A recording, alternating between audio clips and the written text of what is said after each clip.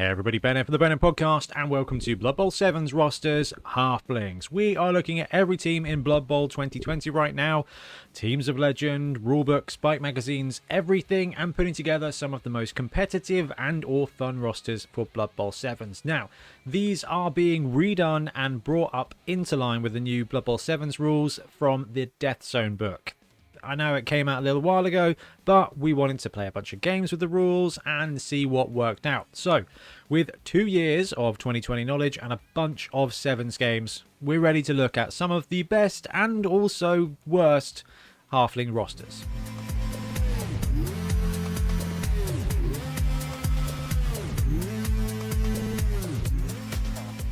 Okay, so Halflings in Blood Bowl 7s. Halflings in 11s are doing really well. Competitively, in League, they're a lot of fun. They're the underdogs, but they get so much capital to hire star players and inducements that actually they become really competitive and a really great challenge. Blood Bowl 7s has a 600k limit, has a 4 positional limit, and your rerolls are doubled, and there are no star players in the majority of 7s formats. They just don't want to play 7s. It's not important enough. It's too good for them, basically. So Halflings kind of lose out on a lot of what makes Halflings great in 11s. However, if you guys have seen 7 Super Series, our first series, we had a Halfling team, the Chaoslings, and they did just fine. Now, the rules have changed a little bit, so I don't think Halflings are going to be quite as competitive, but they can keep up despite all things, which is awesome. So actually running a Halflings roster is a ton of fun in 7s. They're little, they're rubbish, they're slow, they're weak, they're fragile. But sometimes they do good things. Anyway, there's a couple of cool things about them. The Treemen are great. Kind of. Their movement too, which is slow. And in 7s, you don't start off with 3 blocks on the line, which as a Halfling player is kind of beneficial, but as a Treeman player is kind of not. So you're going to have to be rushing around with your Treeman, which can be fun. Because actually, when you're wandering around with strength 6 bruisers, and you've got 2 of them on a 7s pitch, which is 11 squares wide, and they've got 2 squares of movement, that's 5 squares each that they can cover, basically. Your backfield is covered by a guaranteed 2 to 3 die blitz, right? So actually, Treemen in 7s are immensely powerful. They are immensely inconsistent though, but you do have the Master Chef. Now the Master Chef is still 100k in this format, so actually the Master Chef is cheaper than 1 reroll. And even if your opponent has no rerolls, because it's 7s to rob, you've got a chance at a 4+ of 3 dice each half. So you can have 1 to 2 rerolls just free rolled from the Master Chef, and sometimes you can have 3, and that's going to keep your team active and mobile. And because the TV is low, and because you can't take star players and you can't overtake positionals, you're going to be having access to some great inducements as well in the Desperate measures. Now, the Desperate measures in Blood Bowl 7s has been introduced in this edition, and basically they're 50k a pop. You roll a d8 and you get a cool boon. Some of them are not as amazing as others. One is a wizard. Another one is basically you can foul as many times as possible. They're really good fun. They're narrative, they're swingy, and it's very much an underdog mentality, and that suits Halflings so much. So Halflings have kind of transitioned into the Desperate measures team in 7s, I think. And I think that's a pretty awesome place for them to be. Okay, so let's kick it off. We've got 2 tree, 2 catch. So we've got 2 Treemen in this roster. Now, a Treeman is a slow thing, movement 2. Anything over that, you're going to have to be running around and taking those go for it, taking those rushes to try and get there. When the Treeman does get there, you're in a pretty good space. Watch out for take roots. It's going to happen to you. But you know what? It's part of the fun. And actually having 2 Treemen in the backfield, it is a pretty terrifying bit of defense. And the good thing is with the Halflings, they can just run around. They've got dodge Stunty 3+, so they are going to be able to maneuver, generally speaking, to wherever you want them to be, which means you're guaranteed a 3-die block with a Treeman most of the time, assuming the Treeman can make contact. So Treeman in this format, if you're running it in a league, you're going to get random skills. Now, it's not the best thing for Treemen. Some of the strength skills don't benefit them that much. They already have strong arm. There's a ton of stuff that does work well for them, though, from a single point of view. So actually stuff like grab, guard is going to be useful. And do not overthink Pile Driver. Do not think this is garbage. Actually, Pile Driver can be really useful and can be one way for you to organically untree man stuck yourself, right? You can uproot yourself by dropping to the ground and committing a foul. Always risky committing a foul with 120k's worth of player, but it can help. It's definitely something to be considered. Now, if you're in a place where it's an expansion league like 7 Super Series, or a format or a constructed format like a tournament like our SCA tournament, then treemen are pretty good candidates for skills. Normally, in 7s, it's a really tough one. Okay, block on a tree man is always great. Pro on a tree man, which gives you that 3+ reroll of a dice, is probably where I would go. You're likely to get 2 to 3 die blocks, okay? And having that pro is going to be able to, most of the time, reroll one of the dice from the pool. That's going to be really useful to you. It's also going to help 2/3 of the time reroll a failed route if you don't have a tree, if you don't have a reroll to reroll that rush to keep him agile and speedy. So pro is a really useful skill for all things. So definitely consider it when it comes to the tree man. However, sure feet, jump up, these are great skills for it as well. Sure feet is probably the best skill you can give a tree man in 7s because they need to be mobile. Sure feet is going to allow you to basically burn around at movement 4 all of the time. You double the movement of a tree man, which is flipping huge. And when you've got a movement 4 strength 6 player blitzing around in your backfield, then it's very much like you are Saruman sitting at Orthanc and going, oh dear, I've made a mistake. That's going to be how your opponent feels when you've got these dudes speeding around, if you can get hands on that. If you can't get hands on that, but you've got an opportunity to choose a single primary skill for your tree man, Juggernaut's going to be okay because you're going to be blitzing. Break Tackle used to be great. In this edition, it only adds +2, so actually it doesn't take your tree man to a dice roll that I would be eager to take, so I wouldn't bother with Break Tackle. Grab, however, is going to be able to just maneuver that player, and if you're a tree man with that low movement, you want to keep your targets, you want to keep your villains quite close to you so they can not run away. Now, what we've also got on this roster is 2 catchers and 3 halfling hopefuls. So that gives you 7 players plus that master chef to give you 3 dice rolls each half to get a reroll on a 4+. And if your opponent has spent 100, 120, 140k on a reroll, it's going, right? What's that? 50%, 75%. 87.5% chance of you getting at least one of their rerolls. That's absolutely huge. You're spending 100k to take away at least 100k of their TV. That's massive, and you're more than likely to be free rolled 1 or 2 rerolls per game. So the chef is a huge boon here because it is such a TV effector.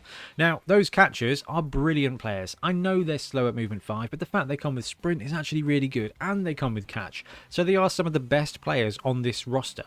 Yes, they're slow, but actually movement 8 with Stunty 3+, they're basically skinks with worse armor at that point, and that's awesome, and they come with catch, so they're brilliant players.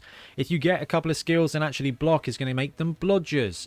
Doesn't sound brilliant, but actually a movement 8 blodger is basically a human catcher with the skill up, so that player becomes really good at that point, and you can still throw them, so you can go for that throw and hope they stand up and just like pelt it to the end zone. It is risky. Everything you do with this team in 7s is risky. There are going to be some games where your treemen just stand there chilling out, thinking about it, having their own personal Entmoot, while the rest of your team dies because Sharky's turned up. So actually not brilliant for them, but actually the catchers are going to be able to do stuff on their own with that movement 8, with that catch. And actually there's a few skills there. Like I said, if you give them block, they become resilient, and they become reserve blitzers. Strength 2 blitzing with block is still pretty good. You can also take Break Tackle, which gives you +1 to a dodge roll after you've rolled it, which means that this movement 8 piece, I'm saying movement 8 because you need to, well, actually, do they start with sprint? Is it sprint or sure feet? They start with sprint, yeah, so they are just faster. Break Tackle gives you +1 to the die roll after you've dodged, so that movement 8 then becomes a potential 2+ dodge out with a reroll. And that's going to keep your catcher very, very, very mobile. Sure feet's going to keep him on his feet and make sure that movement 8 is not as risky as it feels. Sidestep, again, just going to keep him in there. Generally speaking, though, block is a brilliant skill for a catcher, and Break Tackle is just a poor man's 2 heads. I don't hate it. It is going to be quite useful. The standard Halfling hopefuls, again, sprint, sure feet, sidestep are the best skills to give them. It just makes them a little bit faster. Generally speaking, you want to take a random general if you get a chance, or just any general skill basically is good on Halfling Hopeful. Kick, block, wrestle, dauntless, frenzy. It's hilarious. It's not brilliant. Block is good, kick is good, wrestle is good, dauntless is good, sure hands is good. Okay, they're a bunch of good skills, but they are secondaries for those linemen. But I think the most important thing that we haven't talked about is that throwing players is not as good in this edition. So break tackle is not as good in this edition, and throwing players is not as good in this edition. Because now, after the FAQ cleared things up, if you throw a dude and your dude hits another dude of any description, any kind of dude, then it's a turnover. So you used to be able to just bomb a halfling up there and whatever happens you're fine with. Now, if you bomb a halfling up there and it hits a dude, it's the end of your turn. So I used to be really big on jump up and just be like, egg them over. They'll jump up when they're ready, and actually you got a dude in the backfield. Now it's really risky because of the way the sevens pitch is staged out. 6 squares, which is normally where you want to be throwing, tends to be your opponent's line of scrimmage, and they'll be stacked 2 to 3 deep, which makes it basically a 1-turn touchdown defense all of the time. You're likely to land in 1 or 2 tackle zones, which is going to be bad for you, and it just increases the chance of you hitting an opponent. Now, throwing dudes at other dudes is brilliant fun, but like I said, if it goes wrong, it's the end of the turn. Now, on top of that, we've got 540k of a roster here, so we've got 60k left over, and this is where we start getting some of the flexibility from halflings in sevens. So there's a couple of brilliant options I think to take. First of all, you can chuck a couple of extra hobbits on your line. Your guys are going to die. Having more guys means you're always going to have 7 to stack up. So having a couple of extra hobbits in there is going to be really useful. Or you take assistant coaches. Now, personally, I think halflings here with a master chef are good to go when it comes to rerolls, but brilliant coaching happens 1 in 6 times on the kickoff table. On the roll of a 7, you roll off, you add your assistant coaches, the winner gets a reroll. So having a couple of assistant coaches there are going to help you win that roll, get more rerolls, and stop your opponent from having rerolls, which is an oddly blue mage thing to do, but it works for halflings. Now, extra lineman is probably the right way to go because you're going to get murdered. Or you can take a desperate measure like I talked about at the start of the video. It's just so much fun. Some of them are brilliant, some of them are alright. Actually, generally speaking, all of them are fun and are going to add a bit of narrative spice to your game. So if you want to play this roster as competitively as you can, then I think having 9 dudes is the right way to go. But if you're up for a bit of a laugh, then a desperate measure is really good fun. Okay, so that was 2-tree catch. Now we've got 2-tree mix. It is basically the same roster, but we've dropped out one of our catchers to induce a Hefty instead. Now the reason we've taken that Hefty, who cannot be thrown, do not make the mistake, the Hefty cannot be thrown. He's got better armor, he's got fend, but he cannot be thrown. He can take leader on a regular skill though. So this one drops your roster down by 5k to 535k. And basically allows you to get an automatic reroll at every point. The Hefty is an interesting player. With a lot of skills and a lot of work, it can become a reasonable quarterback. On the ball allows him to be movement 8 when you're receiving, which in sevens can be really good. It allows him to move 3 squares to collect the ball. It can be a really effective way of doing it. However, more often than not, he will end up as a leader caddy, and then you will have one player on your roster that cannot be thrown as a last desperate thing. So the Hefty's an interesting player, good for fun. You will build a character that you kind of begrudgingly have to deal with. At that point, he becomes like I don't know, who would be an appropriate quarterback that's like really good but then does stupid stuff sometimes. Jameis Winston, okay, that kind of guy.